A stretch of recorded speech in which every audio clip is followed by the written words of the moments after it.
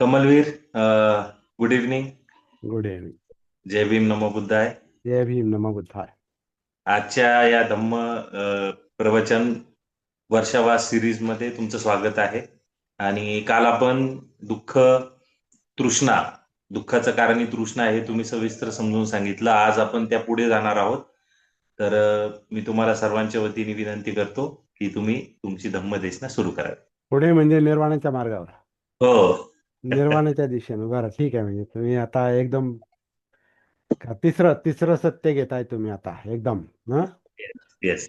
तिसरं सत्य. Okay okay okay okay. चालेल.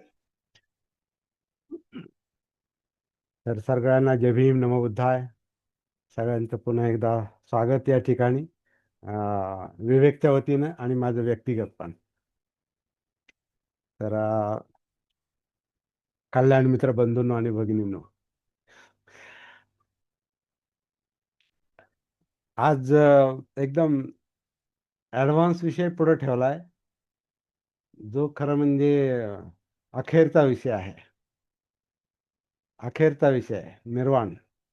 आणि आता एकदम आपल्याला तृष्णेपासून तृष्णामुक्तीपर्यंत, म्हणजे दुसरं आर्य सत्य आणि तिसरं आर्य सत्य, याच्यावर आपल्याला खरं म्हणजे जंप मारायची. आता विषय इतक्या पटकन दिला. 24 तास 24 तास झाले त्याला. काल आपण बोललो त्याला 24 तास झाले, आणि 24 तासात आपल्याला एकदम निर्वाण पाहिजे. आता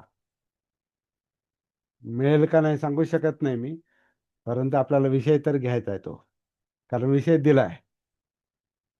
आपलं जे काम चाललेलं आहे बहुतेकांचं, बहुतेकांचं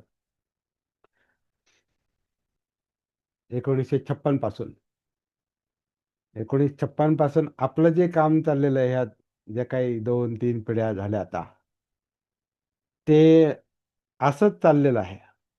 जम्पिंग.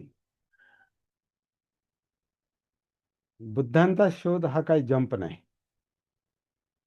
निर्वाणाचा शोध हा काही जंप नाही. तुम्ही आज हे केलं आणि मग उद्या लगेच ते करणार, असं नाही.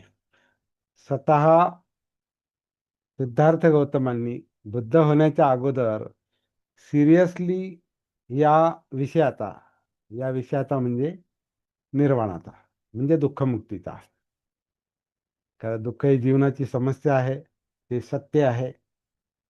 आणि याच्यातून मोकळं होण्यासाठी सिद्धार्थ गौतमांनी बुद्ध होण्याच्या आधी 7 वर्ष तपश्चर्या केलेली आहे. 7 वर्ष फुल टाइम तपश्चर्या, राज्यत्याग करून. त्याच्यात गृहत्याग झालाच, पण राज्यत्याग केला. सिद्धार्थ गौतमांनी स्वतःच ते पर्याय दिलेला आहे का मी हे राज्य सोडून जातो, म्हणजे तुमची शिक्षा पण पूर्ण होईल आणि माझ्या घरच्यांना पण त्रास होणार नाही. म्हणून त्यांनी राज्यत्याग केला, कपिलवस्तू सोडून दिली, आणि बायको मुलाला बरोबर घेऊन जाऊ शकले नाही, परिवाराला बरोबर घेऊन जाऊ शकले नाही, म्हणून गृहत्याग झाला. परंतु इतिहासाने, ग्रंथांनी त्यांचा इतिहास, त्यांचा गृहत्याग हायलाईट केला जास्त. का बायको मुलाला असं झोपेत सोडले आणि मग निघून गेले, तर तो इतिहास खोटा आहे. हे बाबासाहेबांनी सिद्ध केलेलं आहे. त्यांनी युद्धाला विरोध केला, कारण ते राजपुत्र होते, हे माहिती आता सगळ्यांना. युद्धाला विरोध केला म्हणून शिक्षा शिक्षा दिली गेली. आणि ही जी राज्यत्यागाची शिक्षा आहे, ही त्यांनी स्वतः पत्करलेली आहे, स्वतः सुचवलेली आहे. घर सोडलं. आणि मग त्या काळामध्ये जो एक ट्रेंड होता, एक प्रवाह होता, एक संस्कृती होती, ती संन्याशांची संस्कृती होती, जंगल कल्चर होती. त्याच्यातले हे एक सिद्धार्थ गौतम झाले. आणि सिद्धार्थ गौतमांनी ज्या अर्थी तो संन्यास पत्करला, म्हणजे काय ते भगवे वस्त्र त्याला घातले, आणि मग त्याला जे काही त्यांना करता आलं, शोधता आलं, त्या सगळ्याच्या सगळ्या साधना त्यांनी त्या काळातल्या या वेगळ्या पंथातल्या लोकांकडून शिकून घेतलेल्या आहेत. आणि स्वतः राजपुत्र असल्यामुळे त्यांना त्यांना ओळखणारे जे लोक होते, ते ते खूप हाय लेवलचे होते, आधीच हाय लेवलचे होते. त्यांना उलट आता बाहेर पडल्यानंतर म्हणजे आता बिंबिसार राजा म्हणतो की जाऊ नको, माझं राज्य घे, आपण इथे मिळून राज्य करू. म्हणजे एका राजपुत्राला, माजी राजपुत्राला बिंबिसार राजा तो हे करतोय, त्याला ऑफर देतोय आजच्या भाषेत, की तू राज्य सोडून जाऊ नको. हम्म. अनाथ पिंडकासारखे व्यापारी बुद्धांना, म्हणजे सिद्धार्थ गौतमाला येऊन मिळाले, ते नंतर मिळाले, पण ते नक्की त्यांना आधी ओळखत असले पाहिजेत. आणि आपण प्रसंजित पण असला पाहिजे त्यांच्या समकालीनातला. इतर इतर लोक पण, म्हणजे राजे वगैरे, राजे, मोठमोठाले गुरु, धनी लोक, हे बुद्धांना स्वतः अप्रोच झाले. बुद्धांना म्हणण्यापेक्षा सिद्धार्थ गौतमांना स्वतः अप्रोच झाले, किंवा सिद्धार्थ त्यांच्याकडे गेले. आणि बहुतेक ॲडव्हान्स साधक किंवा गुरु या सगळ्यांकडून त्यांनी प्रशिक्षण घेतलेलं आहे. आणि आणखीन एक प्रसिद्ध नाव जे आपल्या समोर नेहमी येतं, ते म्हणजे आलारकाला मुद्दक रामपुत्र. हे त्या काळातले ॲडव्हान्स ध्यानी मास्टर होते. आणि त्यांना काय म्हणतात, 8 प्रकारच्या ध्यान साधना अवगत होत्या. त्याला 4 रूप ध्यान, 4 अरूप ध्यान म्हणतात. त्यातले 7 ध्यान, आता ॲडव्हान्स, आता तुम्ही विषयच ॲडव्हान्स दिला, त्यामुळे आपण ॲडव्हान्समध्ये शिरू, आता जंप मारू. हां. आणि काय प्रश्न असतील ते नंतर पाहू. तर ते आलारकाला मुद्दक रामपुत्र हे ॲडव्हान्स ध्यानी लोक होते. त्यातल्या त्यातल्या 8 अवस्था ज्या होत्या, 4 रूप ध्यान, 4 अरूप ध्यानाच्या समाधीच्या अवस्था, त्यातल्या 7 अवस्था ह्या आलार कलामांना माहिती होत्या. त्या आलार कलामांकडून त्यांनी ते सिद्धार्थ गौतमांनी ते प्रशिक्षण घेतलं. आणि 7 अवस्था प्राप्त केल्यानंतरही, त्यांच्या बरोबरीला आल्यानंतरही ते म्हणतात की धन्यवाद देऊन म्हणतात, तुम्ही मला, तुमच्याकडे जे आहे ते दिलं, ते मला समजलं. आणि आलार कालामी म्हणतात, आता तुम्ही आणि तुमची आणि माझी प्राप्ती एकच आहे म्हणे. मला जे समजलं ते सगळं तुम्हाला समजलं. आता आपण मिळून हा संघ चालू, हा ग्रुप चालू. तर सिद्धार्थ गौतम त्यांना म्हणतात की जरी मला हे प्राप्त झालेलं असलं, तरी याच्यातून दुःखमुक्ती, निब्बाण, निर्वाण नाही मिळालं. पुढचं काहीतरी सांगा. मग आलार कलाम त्यांना म्हणतात की मला पुढचं माहिती नाही, तुम्हाला पाहिजे असेल तर तुम्ही जाऊन उद्धक रामपुत्रांना भेटा, त्यांना पुढची एक पायरी माहिती आहे, आरोप ध्यानातली शेवटची पायरी. नैव संज्ञान असंज्ञायतन असं त्याचं ते नाव होतं. ती सगळी 8वी पायरी त्यांना माहिती आहे म्हणे, ते तुम्हाला सांगतील. ते त्यांच्याकडे गेले, तीही अवस्था त्यांना प्राप्त झाली. म्हणजे 8ही ध्यानाच्या अवस्था त्यांना प्राप्त झाल्या. परत उद्धक रामपुत्र तेच म्हणतात, जे मला समजलंय ते तुम्हाला समजलेलं आहे, याच्या पुढे मला माहिती नाही, तुम्ही थांबा. आता आपण हा ग्रुप किंवा हा संघ आपण स्वतःहून चालू एकत्र. तिथं सिद्धार्थ गौतमांचं तेच उत्तर आहे की तुम्ही जे म्हणताय ते मला समजलं, त्याची मला प्राप्ती झाली, परंतु दुःखमुक्ती मिळाली नाही. मन एका विशिष्ट ध्यानाच्या अवस्थेत जाऊन थांबलेलं आहे फक्त, वेगळं. ते आत नाही शिरलं, ते मनच दुसरीकडे गेलं. आपण मनात नाही गेलो. ज्याच्यात दुःख आहे, ज्याच्यात निर्वाण दडलेलं आहे, ज्याच्यात तृष्णा दडलेल्या आहेत, हे पुढं त्यांच्यानंतर लक्षात आलं असताना, ज्याच्यात तृष्णा दडलेलं आहे, ज्याच्यात निब्बाण दडलेलं आहे, त्याच्यात आपण नाही आलो. आपण मनाला बाहेर नेलेलं, ध्यानाच्या विषयात नेलेला. आणि म्हणून ती प्राप्ती होणं, ध्यानाची प्राप्ती होणं, हे दुःखमुक्तीसाठी उपयोगाचं नाही. म्हणून त्यांनी ते सोडून दिलेलं आहे. आणि असं म्हणतात की त्याच्यानंतरही काही अं, आत्मक्लेशाच्या तपश्चर्या त्यांच्या राहिल्या होत्या. त्या तपश्चर्या त्यांनी करायला सुरुवात केली. मग हे पंचवर्गीय भिक्षू तिथं त्यांना भेटले, पंचवर्गीय संन्यासी. त्याला भिक्षू, बुद्धांचे शिष्य तसे भिक्षू नव्हते, ते संन्यासी होते. इतर संन्याशांसारखे. हे ते तपस्वी म्हणतात त्यांना. तर ते 5 तपस्वी भेटले आणि हे 6वे ते ह्यांचे शिष्य झाले. हे प्रमुख ध्यानी गुरु झाले. आता ध्यानी नाही, आता पुढे तपस्वी, तपस्या, ताप द्यायचं काम, हे पुढं त्यांना आणखीन ॲडव्हान्समध्ये ते करायला सुरुवात केली. आणि त्या तपश्चर्या इतक्या कठोर होत्या, इतक्या कठीण होत्या, इतक्या अकल्पित होत्या,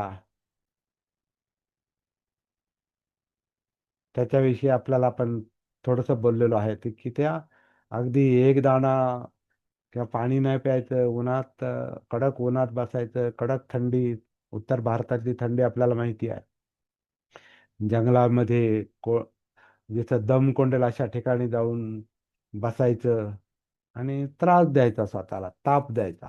तपस्या म्हणजे काय? स्वतःला ताप द्यायचा. आणि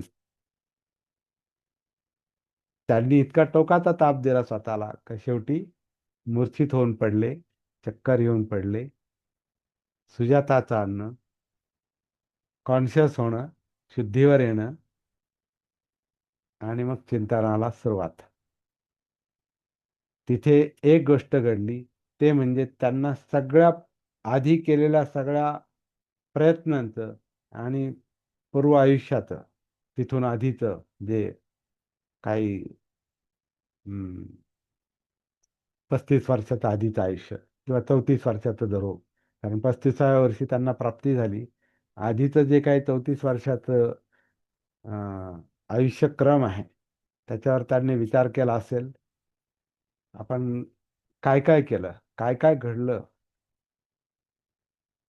आणि जे दुःख आत्ता मला अनुभवाला येते ते तेव्हा पण होतं म्हणे. जरी कमी असेल, राजपुत्र असताना कमी दुःख असेल, पण होतच. राज्यत्याग केला, गृहत्याग झाला, ते कमालीचे कष्ट, कमालीच्या यातना, त्याचे अनुभव, वेगळ्या तपश्चर्या केल्या, ध्यान साधना केल्या, त्याचे अनुभव, आता आत्मक्लेशाची तपश्चर्या केली, त्याचे अनुभव. तर सगळ्या दुःखाचीच परंपरा चालू राहिली, सगळं दुःखच चालू राहिलं. दुःखमुक्ती, निब्बाण तर मिळालंच नाही.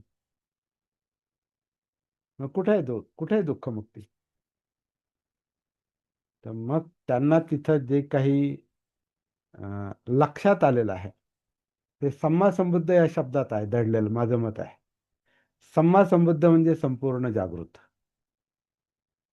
आहे ना. भाषांतरामध्ये, अनुवादात तो शब्द येतो. संपूर्ण ध्यानी असा नाही शब्द अर्थ त्याचा. संपूर्ण जागृत म्हणजे जागृतीची परिपूर्ण अवस्था. आणि जागृतीला दुसरा पर्यायी शब्द आहे सती. आणखीन एक शब्द आहे अपमाद. आणि एक गोष्ट आपण लगेचच लक्षात घेऊ, सिद्धार्थ गौतम बुद्धांची, म्हणजे बुद्धांचा जो अंतिम संदेश आहे, शेवटचा, महापरिनिर्वाणाच्या आधीचा, त्यांचा जो संदेश आहे, अपमादेन संपादेत, जागृतीपूर्वक प्रयत्नशील राहा, जागृती संपादन करा. आता जागृती जर लक्षात आली, सती जर लक्षात आली, अपमाद जर लक्षात आलं, तर मग आपल्याला जागृतीचा विषय आणि बुद्ध बनण्याचा किंवा निब्बाण प्राप्तीचा विषय हा आपल्याला लक्षात येऊ शकतो.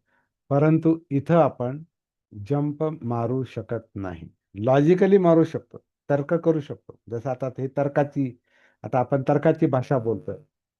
लाईट गेलेली आहे, एखाद्या वेळेला ते जाऊ शकतं. तर आता आपण तर्काची भाषा करतोय, आणि तर्काच्या भाषेनं आपण एकदम निब्बाणापर्यंत जाऊ, मनानं जाऊ शकतो, प्रत्यक्षात नाही तिथे आपण. ची लाईट तिकडे गेलेली आहे, तर ते जॉईन होतील परत. तर जे पण आलेले आहेत या ठिकाणी सगळ्यांचं परत एकदा स्वागत करतो. आणि आपण हा जो वर्षाभास प्रवचन मालिका आपण सुरू केलेली आहे, या प्रवचन मालिकेमध्ये आपला हा प्रयत्न असणार आहे की जास्तीत जास्त लोकांनी याच्यामध्ये सहभागी व्हायचंय. 7 ते 8 या वेळेमध्ये संध्याकाळी आपण ही सुरू ठेवलेली आहे. हे आपलं आज चौथं धम्म प्रवचन आहे, जे अ, कमलवीर लीड करत आहेत. पहिलं प्रवचन रवींद्रजींनी दिलं आणि हे सर्व जे व्हिडिओज आहेत हे आपल्याला युट्यूबच्या जे चॅनल आहे आपलं, त्या चॅनलवर पण अवेलेबल आहेत. म्हणजे आपलं व्हॉट्सअपचे जे चॅनल आहे त्याच्यावर सगळे अपडेट्स येतात आणि डेली सेशन जे आहे, जे प्रवचन आहे ते आपलं युट्यूब चॅनलवर अपलोड होतंय. कल्याण मित्र नावाचं युट्यूब चॅनल आहे, त्यावर हे अपलोड होतंय. सगळेजण या प्रवचनाच्या सिरीजला सहकार्य करतायत, अमूल्य वेळ तुमचा देताय, त्याबद्दल थँक्यू. कारण आपण सर्वांना आपली सगळ्यांची जबाबदारी आहे की धम्म हा जास्तीत जास्त लोकांपर्यंत पोहोचला पाहिजे, है ना. तर किमान जे लोक आज या सेशनला येत आहेत त्यांनी एका तरी व्यक्तीला, घरातले म्हणा किंवा मित्र असतील, फॅमिली असेल, त्यांनाही शेअर केलं पाहिजे. कारण आपण एकच तास देतोय दिवसभरातला, तर आपल्याला पुढे 90 दिवस हे चालवायचं आहे. म्हणजे रोज संध्याकाळी आपल्याला 7 ते 8 वेगवेगळे टीचर्स येऊन आपल्याला गाईड करणार आहेत. तर हे आपलं सहकार्याशिवाय नाही होणार आहे, है ना. तर रोहितजी, तुम्हाला काय म्हणायचंय? तुम्ही आता झाले 2-3 सेशन अटेंड केलेत तुम्ही ना, तुमच्या थोडं एक्सपिरियन्स शेअर करा. आणि खूप छान अनुभव आहे. आणि नवीन म्हणजे म्हणजे विचार म्हणजे तेच विचार नव्याने ऐकायला अनुभवायला मिळतात. त्याच्याबद्दल खूप आवड तयार झालेली आहे आणि ते म्हणजे विचार ऐकूशी वाटतात काय मग. खूप छान उपक्रम आहे. Thank you, thank you. तुमचं सहकार्य आहे म्हणून आपलं सेशन चांगले होत आहेत. अजून कंटिन्यू राहायचंय आपल्याला शेवटपर्यंत. हो हो नक्कीच. चालेल, चालेल. Thank you very much. कमलवीर आलेले, कमलवीर कंटिन्यू करा तुम्ही. एका गाथेतील एका वाक्याचा जो संदर्भ घेतला त्याला धरून आपण बोलूया. धम्मं सतिपट्ठाण हा मुद्दा आपण थोडासा लक्षात आला असेल. कायेत उतरून जाणीवा चित्त. धम्मं कायेन पश्यति. धम्म जे आहेत, धम्म म्हणजे मनोधम्म, म्हणजे आपला अंतर्विश्व. धम्म आणि त्यातल्या प्रक्रिया, त्यातला कार्यकारण भाव, त्यातलं सत्य म्हणजे अस्तित्वाचं सत्य, संस्कारित अस्तित्वाचं सत्य, म्हणजे जे ज्याच्यामुळे समजतं ते मनोधम्मामुळे समजतं. आणि मनोधम्म म्हणजे धम्म तिथपर्यंत पोहोचल्यावरच आपल्याला तो मुक्तीचा मार्ग दिसतो. तर मनापर्यंत पोहोचण्यासाठी आपल्याला जिथं मन आहे त्या कायेत उतरावं लागतं. म्हणजे कायानुसतीमध्ये आधी यावं लागतं. कायेचं भान आधी आलं पाहिजे, कायेची सती आली पाहिजे. म्हणजे कायेची जागृती आपल्याला आली पाहिजे, अंतर पाहिजे कायेची जागृती. पण ती आत उतरून येते. आणि आत उतरण्यासाठी बुद्धांनी आनापानचा आधार घ्यायला सांगितलं असावं, असं आपल्याला सूत्रामधून लक्षात येतं. म्हणून धम्मं कायेन पश्यति, कायेने धम्म अनुभवायचे, तर मग कायेत उतरावं लागेल. आणि कायेत उतरण्यासाठी आपल्याला श्वासाचा आधार घ्यावा लागतो बुद्धांच्या शिकवणीप्रमाणे. आणि श्वासाचा आधार कसा घ्यायचा याच्यावरच एक थोडंसं मी आधी आता प्रकाश टाकतो. कारण आता झालंय काय की तुम्ही एकदम निब्बाणाचा विषय घेतल्यामुळं मला आता आता असं वाटतंय की आपण 4 आर्य सत्य, 4 आर्य सत्यातले 3 सत्य आज पूर्ण करतोय.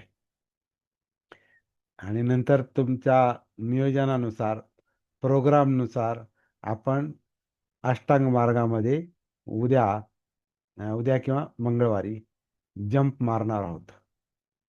जशी आज आपण निर्वाणात जंप मारतोय तशी आपण नंतर अष्टांग मार्गामध्ये जंप मारणार आहोत. आणि जंप मारणं याचा अर्थ आपण आपला प्रवास पूर्ण झाला नाही. आपण लॉजिकल जंप आहे, ती तार्किक जंप आहे. तशी आता आपण एक तार्किक जंप आपण आता निर्वाणात मारूया.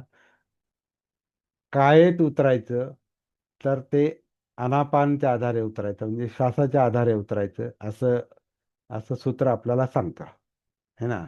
तर आता श्वासाच्या आधारे कायेत कसं उतरायचं, हाच एक मुद्दा थोडासा माझा वेगळा अनुभव मी तुम्हाला सांगतो. वेगळा नाही येतो, नैसर्गिक अनुभव आहे. 2000 साली मला असं एकदा जाणवलं. 2000 मध्ये मी एकांतवासात होतो कोल्हापूरला आणि एका कामासाठी मी तिथे होतो आणि एकटाच असायचो जास्त करून माझ्या फ्लॅटवर. आणि माझी बाकीची कामं करून, ट्रान्सलेशन करून, प्रॅक्टिस करून, वर्ग धम्मवर्ग घेता घेता मी एक दिवस मला असं अचानक जाणवलं की श्वास मी घेत नाही, मी सोडत नाही. हे शरीर, ही काया आतून आत श्वास घेते, आतून बाहेर सोडते. आणि आत्ता आपण या क्षणी वर्तमानात आत्ता सध्याच लगेच तो अनुभव घेऊ शकतो की श्वास हा बाहेरून आत येत नाही. श्वास हा जणू काय आतून घेतला जातो. म्हणून आपल्या हे जे धड आहे खांद्यापासून कमरेपर्यंत, ही जी धडाची जी पोकळी आहे, याच्यामध्ये आपण थोडंसं श्वासाच्या निमित्तानं अनुभव घेऊन पाहिला तर आपली जी पोटाची हालचाल आहे, जी मागे पुढे होते, छातीची हालचाल आहे, तिचं आकुंचन प्रसारण चाललेलं आहे आणि या छातीच्या आणि पोटाच्या मध्ये जो श्वासपटल आहे, त्या श्वासपटलाचं जे आकुंचन प्रसरण आहे, अपडाऊन चालू आहे, त्याच्यामुळं जी पोकळी निर्माण होते, ती पोकळी व्यापण्यासाठी बाहेरून हवा आत येते. श्वास बाहेरून आत येत नाही, तो आतून घेतला जातो. अनुभव घेऊन पहा. आणि हा जो मला 2000 साली आलेला जो अनुभव आहे, छोटासाच आहे, परंतु त्याने माझं एकदम वेगळंच विश्व माझं ओपन केलं प्रॅक्टिसचं. त्याच्या आधी मी 20 वर्ष प्रॅक्टिस केली. 2000 साली मला जे काही जाणवलं ते हे असं, की आपली काया, शरीर हे आतून आत आन करतंय, आतून बाहेर अपान करतंय. आणि हे जन्मापासून सुरू झालेलं आहे. जन्मापासून ते आत्तापर्यंत चाललेलं आहे. माझं आता 71 वयापर्यंत चाललेलं आहे. आणि नैसर्गिकपणे चाललेलं आहे. आपण श्वास घ्यायची आणि सोडायची आवश्यकताच नाही. आपण श्वास घेतच नाही आणि आपण सोडतच नाही. तो नैसर्गिकपणे चालू आहे. आत्ता चालू आहे. त्याच्या निमित्तानं आपण कायेमध्ये शिरतो. आपण शिरतो म्हणजे आपली जाणीव, आपली जागृती जी आहे, ती त्याच्या निमित्तानं कायेमध्ये उतरते. आणि त्याचा जितका जास्त आपण अभ्यास करतो, प्रॅक्टिस करतो, आनापानसतीची या धडामध्ये, या कायेमध्ये ती प्रॅक्टिस करता करता करता करता आपण नॅचरली कायानुसतीमध्ये उतरतो. आणि हे ते आनापानसती सुद्धा सांगतं. 118 नंबरचं मध्यम निकायमधलं संदर्भासाठी सांगतो. विवेकला माहिती आहे, कारण त्यांच्याकडे ते छोटी प्रॅक्टिसचं पुस्तक मी दिलेलं आहे. तर आनापानसती काहीतरी करण्याची गोष्ट नाही, जे होतं तेच अनुभवण्याची गोष्ट आहे. आणि होतंय काय, तर ही काया आतून आत आन करते, आतूनच आतून अपान करते, म्हणजे श्वास बाहेर पडतो. तर ते जे चाललेलं आहे नैसर्गिकपणे जन्मापासून आत्तापर्यंत, त्याच्याशी आपला संपर्क जर नसेल तर आपण कधीच धम्माच्या प्रवाहात येऊ शकत नाही. म्हणजे धम्मानुसती होऊ शकत नाही. पण आधी आपल्याला हे कायेत उतरावं लागतं. कायेत उतरलं की मी काया ही जिवंत आहे. जसं मगाशी मी म्हटलो, काया ही जिवंत आहे. जिवंत कायेमध्ये या जाणीवांमध्ये, त्याला पालीमध्ये वेदना म्हटलेलं आहे, या जाणीवांमध्ये सुख आणि दुःख आहेत. ते आपल्याला आधी जाणवतात. ते तर सतत चालूच आहे. सुखदुःखाचे हेलकावे आपले सतत चालू आहेत. आणि जेव्हा आपण ते सुख आणि दुःख जाणीवांमध्ये जाणीवांच्या संपर्कात येऊन, म्हणजे ते येतोच आपण कायेत उतरलं म्हणजे जाणीवांच्या संपर्कात आलोच. कारण काया आणि जाणीवा वेगळ्या नाहीत. तसं काहीच वेगळं नाही, सगळं तिथंच आहे, एकाच जागी आहे. तर कायेमध्ये आपण श्वासाच्या आधारे उतरलो, हळूहळू प्रॅक्टिस करता करता. आता मी प्रॅक्टिस पूर्ण सांगू शकत नाही, कारण तो एक वेगळा भाग आहे. परंतु फक्त एक आराखडा फक्त आपल्या समोर ठेवतो आणि निब्बाणाचा विषय पूर्ण करतो, जो आपण आपल्याला दिलेला आहे. तर या धडामध्ये, धड म्हणजे आतली पोकळी, ज्याच्या ते आन आणि अपान चालू आहे, ज्याच्यामुळे ही पोट, छाती, श्वासपटल याची जी हालचाल चालू आहे, त्याच्यातल्या ज्या जाणीवा आहेत, वेदना आहेत, फिलिंग्ज आहेत, त्या फिलिंगच्या निमित्तानं आपण कायानुसती आणि वेदनानुसतीमध्ये उतरून सुखदुःखाचा अनुभव घेतो. तो गोंधळ असेल, पण त्याच्यामध्ये सुख वेदना आणि दुःख वेदना आपल्याला जाणवतात, त्या फिलिंग जाणवतात. त्या एकाएकी सगळ्या जाणवणार नाहीत. आधी सगळा गोंधळ, सगळा मेस, गुंतागुंत ती सगळी जाणवणार, पण त्याच्यामुळे त्याचं भान येणार, त्याची सती येणार. आणि त्यातला दुःख हा आपला प्रॉब्लेम आहे, पहिलं आर्य सत्य. सुख हा प्रॉब्लेम नाही, सुख हे तर सुख तर पाहिजेच. परंतु आपल्याला सुख नाही पाहिजे, खरं म्हणजे आपल्याला दुःखमुक्ती पाहिजे असते, म्हणजे निब्बाण पाहिजे असतं. निब्बाणासाठी सगळी धडपड चाललेली आहे, पण ते आपल्याला माहिती नाही कशासाठी चाललंय सगळं.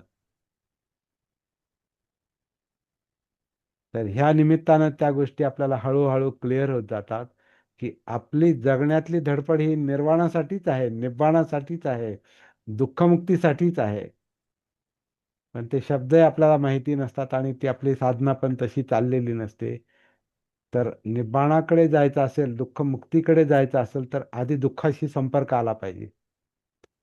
म्हणजे दुःख आधी समजलं पाहिजे. आणि दुःख हे या जाणीवांमध्ये आहे, या वेदनांमध्ये आहे. तर कायेत उतरल्यानंतर ज्या जाणीवा, ज्या वेदना आपल्याला टॉप टू बॉटम हळूहळू अनुभवाला येतात, डोक्यापासून पायापर्यंत जे आपल्याला थोडं थोडं करून अनुभवायला येतात, त्याच्यातलं दुःख आपल्याला जेव्हा लक्षात येतं, दुःख बोध होतो, दुःखाचं सत्य कळतं, वास्तव कळतं, मग आपल्याला हे कळतं की या दुःखाचं जे कारण आहे ते आपल्या चित्तामध्ये आहे. तर चित्त म्हणजे जे चेतवतं, ते जे विचलित करतं, ते जे विचलित होतं, ते ज्याच्यामुळं खरंच दुःख आहे आणि सुख पण आहे. तर त्या चित्तामध्ये ती जो आपला कालचा तृष्णेचा विषय जो तो चित्तामध्ये आहे. आणि तृष्णेची ते जे दोन अंग आहेत, पाहिजे आणि नको, ते पाहिजे पाहिजे पाहिजे पाहिजे खूप पाहिजे, तो लोभ आहे. नको नको नको नको, खतम करा, नष्ट करा, युद्ध करा, त्याला नाही पाहिजे, ते नाही पाहिजे, ते अस्तित्वच नाही पाहिजे. भवविभव, हे पाहिजे पाहिजे, हे नको नको. हे पाहिजे नको मध्ये चित्त हे, ते चित्ताचं लक्षण आहे. चित्त म्हणजे दुसरं तिसरं काही नाही. हे हेलकावे म्हणजे चित्त, जे चेतवतं, पेटतं ते. आणि ते कशामुळे पेटतं? पाहिजे पाहिजे, जे जन्मापासून चाललेलं आहे. आधी अं, जन्माला आल्या आल्या आधी आपण रडतो, हे आपल्याला माहिती आहे. आपल्याला जरी आठवत नसला आपला जन्म, तरी दुसऱ्याचं पाहून आपण हे लक्षात येतं की आपण रडलेलो असू. जन्म झाल्या झाल्या आधी केकाळतं ते बाळ, किंचाळतं. का? त्याचं अपान मोकळं होतं, त्याचा श्वास मोकळा होतो. आणि मोकळा जर होत नसेल, तर मग ते डॉक्टर किंवा ते नर्स काय करते, त्या बाळाचे पाय धरते आणि उलटं करून त्याच्या पाठीवर असं थोपटते. आणि ते थोपटल्यामुळे त्याचा श्वास मोकळा होतो. जर नॅचरली नाही झाला, तर मग ते कृत्रिमरित्या, एक तर मी असंही वाचलेलं आहे एका फेसबुकवर की कुठं युट्यूबवर, एक आया जी आहे, म्हणजे सिस्टर, आया नाही, काय म्हणतात, नर्स. ती नर्स आहे ना, तिला दुसरं काही तिला म्हणजे डॉक्टर जवळ नसतील किंवा काय असेल, ते ते जे ते मी व्हिडिओवर पाहिलं, व्हिडिओमध्ये पाहिलं का ते बाळ आहे ना, ते बाळाला म्हणजे श्वास सुरू होत नव्हता. तर त्या नर्सने काय केलं, त्याच्यात तोंडात तोंड घालून त्याचा हे श्वास सुरू केला. फुंकला असेल किंवा ओढला असेल, काय असेल ते. आणि तो त्याचं अपान अपान सुरू केलं. अपानच आधी, कारण आधी ते आतलं बाहेर यावं लागतं आणि मग आन होतो. आधी बाळ रडतं म्हणजे अपान होत आहे, कारण ते कोंडी आहे, कोंडलेलं आहे ती अवस्था. तर तेव्हापासून हे चाललेलं आहे. आणि नैसर्गिक क्रिया जी आहे आनापानची, ही जी कायेमध्ये चाललेली आहे, ह्याच्या आधारे आपण म्हणजे आनापान सतीच्या आधारे आपण कायेच्या संपर्कात येतो, जाणीवांच्या संपर्कात येतो, त्याच्यातल्या सुखदुःखांच्या संपर्कात येतो, त्यातही दुःखाच्या संपर्कात येतो. आणि मग आपला दुःखमुक्तीचा विषय सुरू होतो, निब्बाणाचा विषय सुरू होतो.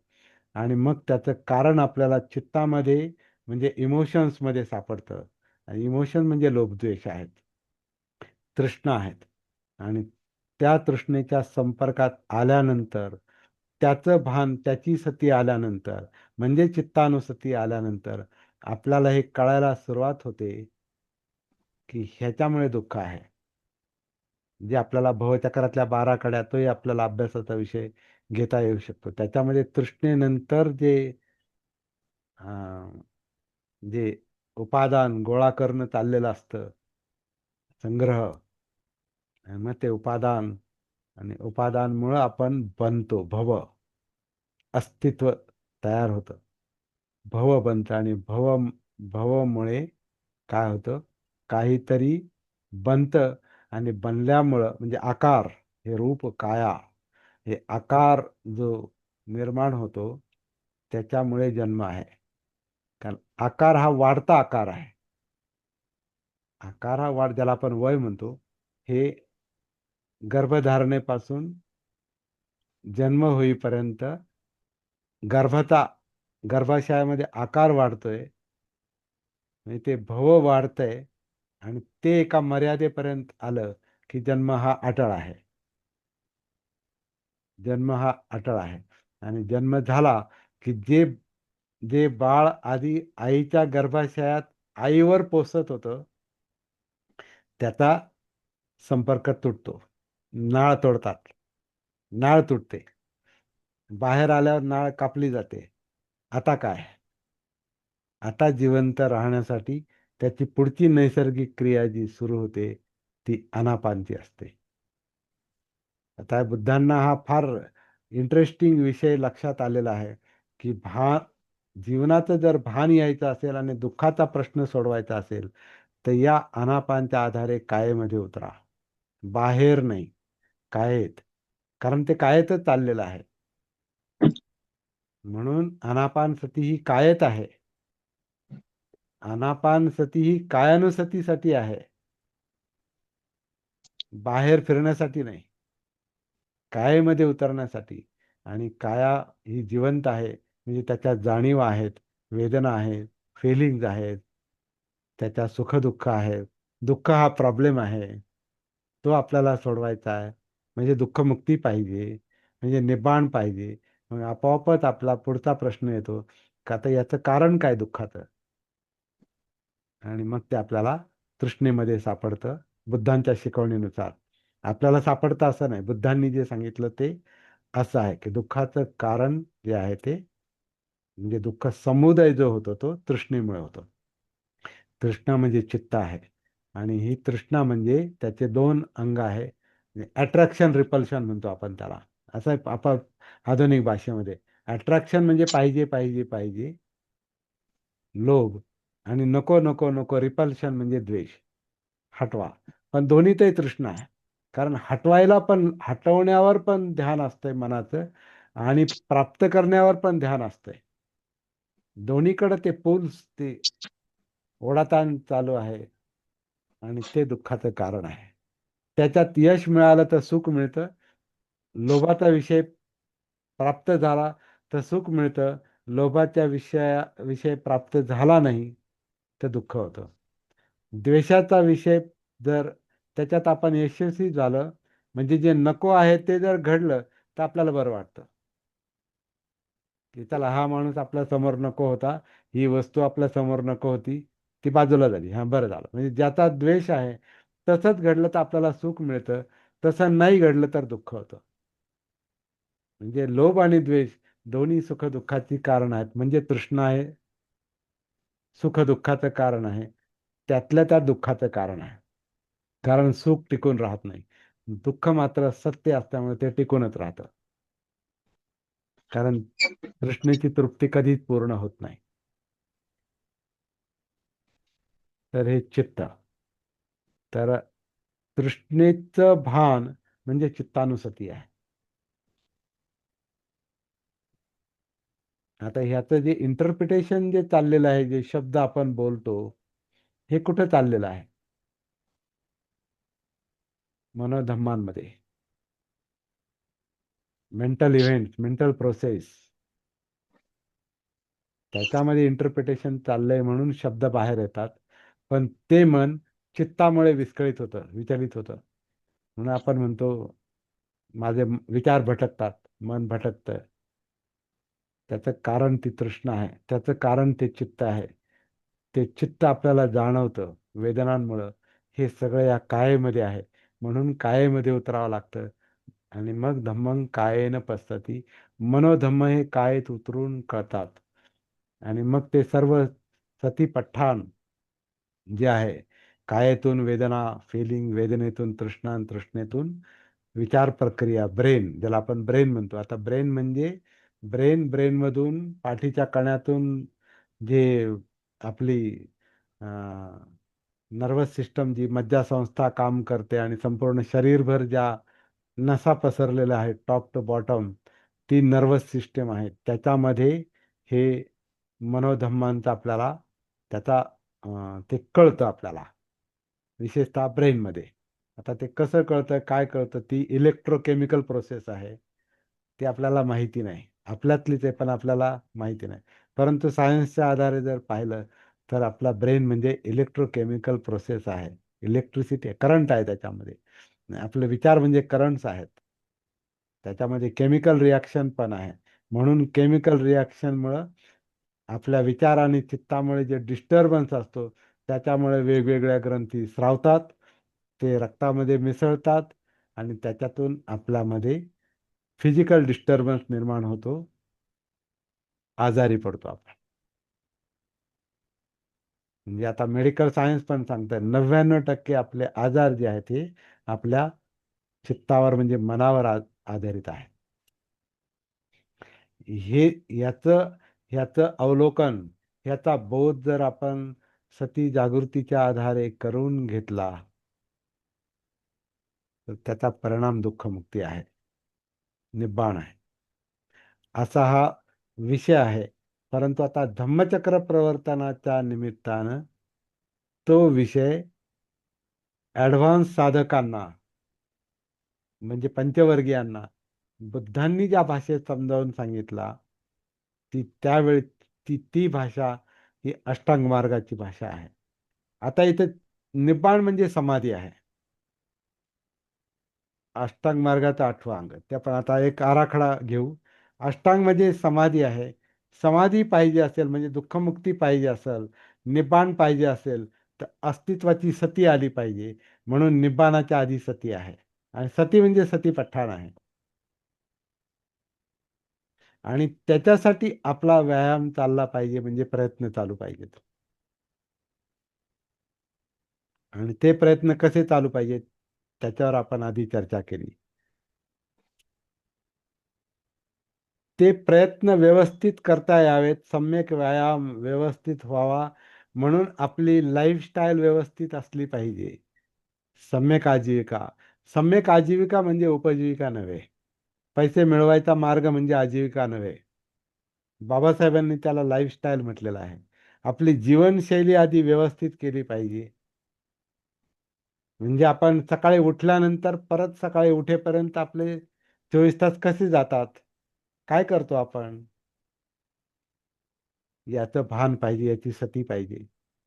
आणि आपण काही करू लागलो आणि तरी आपण मुक्तीसाठी, निब्बाणासाठी प्रयत्न करत असू, तर ते अशक्य आहे, इम्पॉसिबल. जसं आता आपलं इथे सत्र चाललंय, आपला फोकस त्याच्यावर पाहिजे. आपली लाईफस्टाईल, आजीविका जर वेगळीच असेल काहीतरी, आणि आपण लक्ष देत नाही, आपल्याला ते कळणं, प्राप्त होणं सोडाच, कळणं सुद्धा अवघड आहे. म्हणून त्याच्यावर फोकस पाहिजे. तर ती सम्यक आजीविका आहे. सम्यक आजीविका जर असेल तर आपलं वर्तन आपोआपच बदलतं, कर्मांत बदलतं, ऍक्शन बदलते. इथून शिलाचरणाची सुरुवात आहे. शील समाधी प्रज्ञा हा क्रम चुकीचा आहे.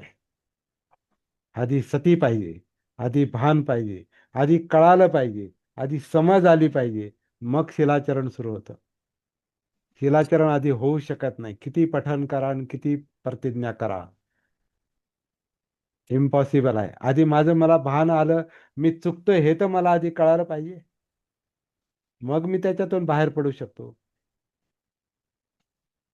मला माझा बोध झाला पाहिजे, मला माझी सती आली पाहिजे, माझी काया मला समजली पाहिजे, त्याच्याकडून काय वर्तन होतं, माझ्या जाणीवा मला समजल्या पाहिजेत, फिलिंग मला समजल्या पाहिजेत, माझं चित्त मला समजलं पाहिजे, माझी तृष्णा मला कळाली पाहिजे. मग मुक्तीचा प्रश्न आहे, मग निब्बाणाचा विषय आहे. आणि नंतर मग आपल्याला लक्षात येतं, अरे माझं वर्तन योग्य नाही, माझ्याकडून पाणातिपात होतं म्हणून मी डिस्टर्ब आहे, माझ्याकडून अदिन्नदाना होतं म्हणून मी डिस्टर्ब आहे, माझ्याकडून कामेसुमिच्छाचार होतं म्हणून मी डिस्टर्ब आहे, माझ्याकडून मुसावादा होतं, खोटं बोलतो म्हणून मी डिस्टर्ब आहे, मी मद्यपान करतो म्हणून मी डिस्टर्ब आहे, मी कठोर बोलतो म्हणून मी डिस्टर्ब आहे, मी निंदा करतो म्हणून डिस्टर्ब आहे, मी व्यर्थ बडबड करतो म्हणून मी डिस्टर्ब आहे, मी लोभात आहे, द्वेषात आहे म्हणून डिस्टर्ब आहे, मी भानावर नाही म्हणून डिस्टर्ब आहे. हे कळालं नंतर आपल्याला शिलाचरण ही गरज बनते, गरज. मग तिथून पुढे शिलाचरण सुरू होतं. नाहीतर किती पठन करा आणि किती वर्ष पठन करा आणि किती ध्यान करा दुसऱ्या विषयाचं, शिलाचरण होणं खऱ्या अर्थाने शक्य नाही. थोडं आपण अलिप्त होतो, आपल्याला कळतं ते, परंतु त्याच्यावर वर्क कसं करायचं, काम कसं करायचं, कार्य कसं करायचं, तर आपली काया ही कार्यशाळा आहे असं मी म्हणतो. आपली काया हीच आपल्यासाठी वर्कशॉप आहे. तिथे आपल्याला कळतं की नाही नाही, शिलाचरण झालं पाहिजे, मग कर्मांत बदलतं आणि आपली वाणी पण बदलते, मग सम्यक वाचा येते.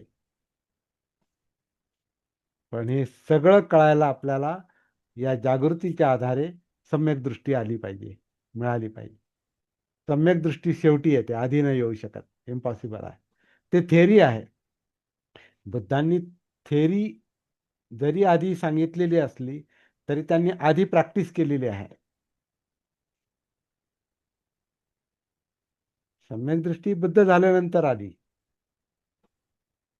पंचवर्गीयांना सांगताना आधी त्यांनी ते सांगितलं असावं असं सूत्र सांगताय, त्याच्यावर 100% विश्वास ठेवायलाच पाहिजे असं नाही. हे बाबासाहेबांचे संकेत आहेत, हे लक्षात घेऊ आपण. बाबासाहेबांनी असं म्हटलेलं आहे की निकायांचं परीक्षण करा परत, म्हणजे त्रिपिटकाचं, त्याचं सुत्तपिटकाचं. कारण त्यांनी हे गृहत्याग आणि हे सगळे बायको पोराला सोडून ते पळून गेले, 4 दृश्य पाहिले, आणि हे सूत्र असं असं आहे, हे सगळं नंतर लिपिबद्ध झालेलं आहे. आणि त्याच्यामुळे बुद्धांची शिकवण ही, त्यांनी इंग्रजीमध्ये शब्द वापरला आहे त्यांच्या मूळ इंग्रजी ग्रंथामध्ये, बुद्ध अँड हिज धम्ममध्ये. बुद्धांची शिकवण, टीचिंग, आणि बुद्धांचं लाईफ म्हणजे चरित्र, हे पझल बनलेलं आहे, गोंधळात टाकणारं बनलेलं आहे. म्हणून हा गोंधळ आधी दूर झाला पाहिजे. पझल हे कोडं आधी सुटलं पाहिजे, की बुद्ध नेमके कोण, सिद्धार्थ गौतम कोण, हे जर लक्षात नाही आलं, हे पझल सुटलं नाही, तर आपण पझलमध्ये आहोत, आपण गोंधळात आहोत, आपणच अडकलेले आहोत, आपल्याला आपलं भान नाही. सती नाही, जागृती नाही. म्हणून आपण त्या गोंधळातच बुद्धाचा अभ्यास करतो. बुद्धानं असं ध्यान केलं आणि तसं ध्यान केलं. काय केलं ते कसं आहे ते ओळखायची गोष्ट आहे. ती काय म्हणतात ती जाणण्याची गोष्ट आहे. पण ते काम आपण स्वतःचं भान आल्याशिवाय कसं करू शकतो? मला माझंच भान नाही, मी बुद्धाला शोधायला चाललो आणि आता निब्बाणाला शोधायला चाललो. No, impossible. क्रमाक्रमानं जावं लागेल. लॉजिकली तर्क कुठे उड्या मारतो. आता AI बघा कुठे उड्या मारतंय. Artificial intelligence. तुम्ही त्याला आता प्रॉम्प्ट टाका, तुम्ही त्याला प्रश्न विचारा, बुद्धांचं निर्वाण कसं होतं, तर ते धडाधड सांगेल तुम्हाला. कारण त्याच्याकडे रेडीमेड डाटा आहे, कुठून तरी येऊन पडलेला. तर त्यातलंच गोळा करून तुम्हाला सांगणार. आणि त्याला आपण बुद्धांची शिकवण मानणार. तर आजच्या काळात तर बुद्ध समजणं आणखीनच कॉम्प्लिकेटेड होणार आहे, असं मला वाटतंय. कारण एवढा पसारा आपल्या समोर येईल. आधीच पसारा आता खूप झालाय. आता मी तर म्हणतो लोकांकडे ज्ञानाची अजिबात कमतरता नाही. फार ज्ञानी लोक झालेत. फार ज्ञानी झालेत आणि फार ध्यानी झालेत. आणि निब्बाण लांब राहिले. जीवनाचा उद्देश साध्य करणं हे आणखीन दूर दूर चाललं की काय असं वाटायला लागलं. AI त्याच्यामध्ये भर टाकलेली आहे. याचा अर्थ AI वाईट आहे असं नाही. AI स्वतः सांगते AI कॅन मेक मिस्टेक, असं एक नोटीस येते बघा त्याच्यात, है ना. AI कॅन मेक मिस्टेक, कारण AI म्हणजे कोणी माणूस नाही. AI म्हणजे ओरिजिनल इंटेलिजन्स पण नाही, तो आर्टिफिशियल इंटेलिजन्स आहे. कृत्रिम बुद्धिमत्ता आहे तो. तो तुमच्याशी संवाद पण करतो. कृत्रिम बुद्धिमत्ता आपल्याशी संवाद पण करते. आता हा जो व्हिडिओ तयार झाला आहे, विवेकनं तो प्रॉम्प्ट तो व्हिडिओ त्याला सांगितला AI ला की त्याच्यावर AI ला हा व्हिडिओ जर विवेकनं टाकला तर तो त्यांचे संवाद करतो. एक बाई माणूस ते बोलतो बघा, ते कोणी बाई माणूस नाही, ते कोणीच नाही. ते AI ची ही आहे, ती टेक्नॉलॉजी आहे. ते काय आहे आपल्याला माहित नाही. ज्यांना माहिती आहे ते तंत्रज्ञ वेगळे आहेत. तर ते ह्याच्यावर बोलतात म्हणजे AI, आणि त्याच्यात काही चुकीच्या गोष्टी पण सांगतात ते.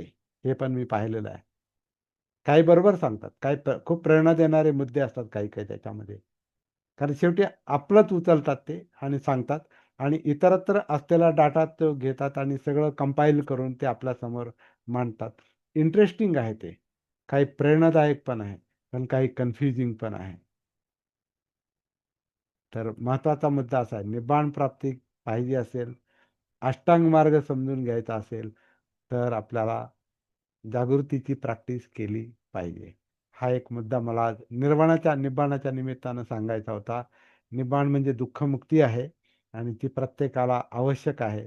पण ती कशी मिळेल हे जरा वेगळ्या पद्धतीनं मला सांगायची इच्छा होती. त्याच्याशी आपण सहमत असाल किंवा नसाल, तो मुद्दा नाही. त्याच्यावर तुम्ही चर्चा करू शकता, विरोध करू शकता. तुम्ही क्रिटिसाइज करू शकता, विरोध करू शकता. हा अभ्यास आहे. त्यामुळं आज मी एवढंच या ठिकाणी सांगून थांबतो. पुढचं काम विवेक करतील. थँक्यू कमलवीर. खूप जबरदस्त आजचं सेशन झालेलं आहे. आणि एंडला म्हणजे विशेष करून शेवटी जे तुम्ही मांडलं ते खूपच त्याच्यामध्ये डेप्थ होती, धक्कादायक पण होतं. धक्कादायक होतं, डेप्थ होती. आणि मला वाटतं जे पण प्रॅक्टिस करत असतील त्यांना ते कळालं असेल आणि कुठंतरी अंतर्मुख होऊन आपल्या प्रॅक्टिसकडे पण बघता येईल. जे पण हे ऐकतील, उद्या हा व्हिडिओ पण युट्यूबवर जाईल. तर खूपच सुंदर आजचं सेशन झालेलं आहे. मला तर पर्सनली खूप आवडलं. आणि नक्कीच येणारे पुढचे जे काही आपले सेशन्स होतील त्याच्यामध्ये अजून जास्त क्लिअरिटी आपल्याला सगळ्यांना येईल ही मला आशा आहे. तर आणि हा अभ्यास सगळ्यात सिरियसली घ्या अशी माझी विनंती आहे. सिरियसली घ्या. नक्कीच. हा वेळ टाइमपासचा विषय बनवू नये. हो. नाही, आणि सिरियसली. ऐकताना काय होतं, तुमच्या अनुभवातून आलेलं असल्यामुळे ते ऐकतानाच एक प्रकारची शांती, एक प्रकारची ती प्रॅक्टिसच आहे. म्हणजे जेव्हा तुम्ही सांगताय की श्वासाबद्दल शरीर हे, म्हणजे आता फॉर एक्झाम्पल की मी बघितलंय असं भरपूर जणांना की ध्यान साधना केल्यानंतर त्यांच्यामध्ये एक रिजिड ऍटिट्यूड बघितलेला आहे. कारण कुठंतरी मी श्वास घेतोय, मी श्वास सोडतोय, हा एक अहंकार पण डेव्हलप झालेला दिसलेला आहे लोकांमध्ये. किंवा माझ्यामध्ये पण झालेलं आहे ते, की हा मग मी विशेष आहे बाबा कारण मी ध्यान करतो. किंवा एका विशिष्ट वातावरणामध्ये मी शिबिर केला असेल तर मी काहीतरी वेगळं आहे, म्हणजे बाकी लोकांपेक्षा मला काहीतरी वेगळं नॉलेज आहे. आणि हे फक्त माझ्यामध्येच नाहीये, तर मी जे सहकारी आहेत, जे मेडिटेटर्स आहेत, त्यांच्यामध्ये पण त्यांची बॉडी लँग्वेज, की आपण इतर लोकांपेक्षा वेगळे आहोत, हा अहम भाव पण दिसलेला आहे. तर हे प्रॅक्टिकली बघितलं गेलेलं आहे. तर कुठंतरी प्रामाणिकपणे प्रॅक्टिसकडे बघणं गरजेचं आहे. कारण शेवटी आपण ऍक्टिंग करण्यासाठी ते इथे येत नाहीये. त्यांना स्वतःची आध्यात्मिक प्रगती आणि जे जागृती आहे, जागृती जर ती मलाच जाणवत नाही तर ती माझ्या सभोवताली पण लोकांना जाणवणार नाहीये. त्यामुळे मला वाटतं की याला खूप अ, गंभीर पद्धतीनेच घेतलं पाहिजे. धम्म प्रॅक्टिस जी आहे ती गंभीर विषय आहे. त्याला जेवढं कॅज्युअली आणि घेऊ तर ते त्याचा तर परिणाम भेटणारच नाहीये. तर मला खूप छान आवडलं आजचं सेशन. Thank you very much. आणि जर कोणाला थोड्याशा वेळामध्ये त्यांचा अभिप्राय द्यायचा असेल तर देऊ शकता. हा. म्हणजे आजचं सेशन कसं वाटलं हे तुम्ही थोडक्यात सांगा आणि त्याच्यानंतर आपण क्वेश्चन आन्सर कडे जाणार आहोत.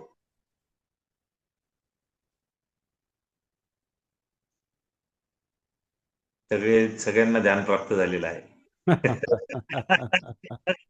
ठीक आहे, चालेल. तर ही गंभीरता वेगळी आहे ही. हो, ही गंभीरता वेगळी आहे. कोणीतरी बोलतंय का? हा आहे का कोणी बोलायला? आपल्याला व्यक्त व्हायचंय, कारण की जे पण वाटलं, म्हणजे कमलवीरांनी इतकं सुंदर आपल्याला मार्गदर्शन केलेलं आहे, तर त्यांना पण कळालं पाहिजे की आपल्याला आपल्या प्रतिक्रिया काय आहेत किंवा काय आपल्याला समजलं. तर सेशन संपल्यानंतर प्रत्येकाने एक दोन लोकांनी तरी आपलं शेअरिंग केलं पाहिजे, जेणेकरून आपण काय करतोय ते आपल्याला कळेल. म्हणजे त्याचा जो रिझल्ट आहे तो आपल्याला लक्षात येईल. तर दादानी साधुवाद दिलेला आहे. कदाचित तो प्रवासामध्ये असेल म्हणून बोलत नाहीये. हा. चालेल, मग आपण आता इथे थांबू. आणि मागाडे किंवा अनिल किंवा मस्के म्हणजे माझ्या परिचित जे आहे, सुनंदा आणि बाकीचे, आता मिलिंदला, महेंद्रला तर ओळखतो मी. महेंद्र हो, आधी बाकीचे कोण आहेत मला व्यक्तिशः माहिती नाहीत. परंतु आपल्या या इकडचे जे रोज सकाळी बसतात 17ला, त्यातले 3-4 लोक याच्यामध्ये आहेत. म्हणजे आम्ही हं, 5 लोक याच्यात आहोत, या हो, इकडच्या आतले. तर ते त्यांनी बऱ्याच वेळा ह्या गोष्टी ऐकलेल्या आहेत आणि ते गंभीर लोक आहेत, ते प्रॅक्टिस पण करतायत बरेचसे. हा. चालेल. हा. छान आहे. तर मग आपण इथे आता थांबूयात. थँक्यू. वेनरेबल ज्ञानश्री आपल्याला मार्गदर्शन करणार आहे. तर आपला टायमिंग हा 7 ते 8 च्या ऐवजी 9 ते 10 असणार आहे. तर सर्वांनी त्या सेशनला यायचे, कारण एक मंक जे आहेत ते आपल्याला श्रीलंकेचे जे मंक आहेत ते आपल्याला लाभलेले आहेत. त्यामुळं त्यांचं पण आपल्याला ब्लेसिंग आणि मार्गदर्शन लाभणार आहे. ठीक आहे. तर ओके. आता आपण इथे थांबूयात आणि क्वेश्चन आन्सर सेशनकडे जाऊया. 2 मिनिटं थांबा. उद्याचा विषय अष्टांग मार्गच सुरू करायचा आहे ना? हो, उद्या अष्टांग मार्ग सुरू करू आपण. ओके. एक मिनिट. हॅलो. हॅलो, कोण उद्या बोलतो? हा सर, मला बोलायचं होतं. कोण? हा, बोला ना, तुम्ही बोला. प्रियंका बोलते. हा, येतो ना आवाज? हो, येतोय. तर हा मला क्षमा मागायची होती, कारण की मगाशी जो आवाज येत होता त्याच्यामध्ये ना मम्मीने माझ्या मोबाईलवरून जॉईन केलं होतं आणि ती गाडीवरती होती आणि तिला ते बंद करायचं समजलं नाही. माहित नाही. हो ना, ठीक त्याच्यामुळे तो आहे. आवाज येत होता आणि मी माझ्या मोबाईलवरून म्हणजे घरून होते जॉईन. त्याच्यामुळे ते अच्छा. प्रवासात असल्यामुळे तिला काही समजलं येत नाही, तिला ते जॉईन वगैरे करता व्यवस्थित. ओके, आणि ते ओके. मला पण नव्हतं माहिती की तिने जॉईन केले. हं, तर तिने ते हं. जॉईन केलं होतं आणि त्याच्यामुळे तो आवाज आला. तर मी सरांना त्याबद्दल क्षमा मागते. खरंच नाही, काय चुकी झाली हरकत नाही. म्हणजे माझी. हा. असं सगळ्यांनी आपल्या बायकांची माफी मागितली तर बरं होईल, त्यांना त्रास दिल्याबद्दल. ज्यांना पण आपण जीवनामध्ये त्रास देतो ना, चालेल. प्रियंकाचं मी कौतुक करतो की आहे ना, अशाच पद्धतीने आपण ज्या ज्या लोकांना त्रास दिला असेल त्यांना उद्या माफी मागायची आहे. व तुमचे सहकारी असतील, घरातले लोक असतील, मित्रमंडळी असतील, तर आता आपल्याला प्रॅक्टिस करणं गरजेचं आहे. ठीक आहे. तर थँक्यू हो. व्हेरी मच सगळ्यांनी जॉईन केल्याबद्दल. आणि आता आपण थांबू आणि क्वेश्चन आन्सर कडे वळूयात. 1-2 मिनिटं थांबा.